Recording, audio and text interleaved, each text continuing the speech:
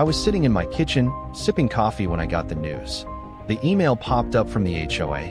We regret to inform you that the HOA has decided to cut funding to the local school library.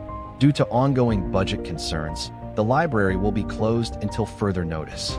The library, the heart of the community, closed? The school library was where my daughter spent most of her afternoons, and they were going to shut it down for budget reasons? This wasn't just some distant school decision. The library wasn't just a place for my daughter. It was the soul of the community. And now, these faceless bureaucrats were going to take it all away. For what? Because they didn't care about the community? The HOA president, Thompson, thought he could just push the community around.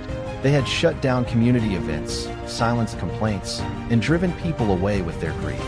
But this time, they were messing with my community, and I wasn't about to let that slide. I started digging into the HOA's financials. The HOA wasn't struggling to make ends meet. In fact, they had plenty of money, more than enough to keep the library open. I took a look at their funding documents, their budget reports, and even some hidden contracts. They'd been siphoning off money from community resources like the library, redirecting it into their personal pet projects. Then, I found something even more damaging, a clause in the HOA's funding agreement with the local government that required them to contribute to educational resources in the community, including the library.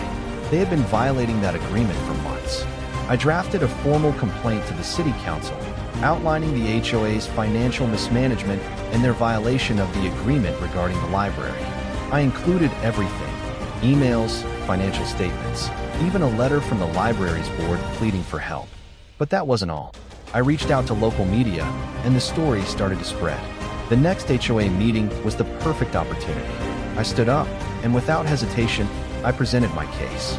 The room went quiet as I laid out the financial documents, the violations, and the letter from the City Council. Thompson's face turned pale. I wasn't just asking for the library's funding back. I was demanding it and threatening to have their own funds scrutinized. Suddenly, the tables had turned. They couldn't afford the PR nightmare that would follow if this hit the news. The fallout was swift. The City Council immediately froze the HOA's access to future funding until an investigation was completed.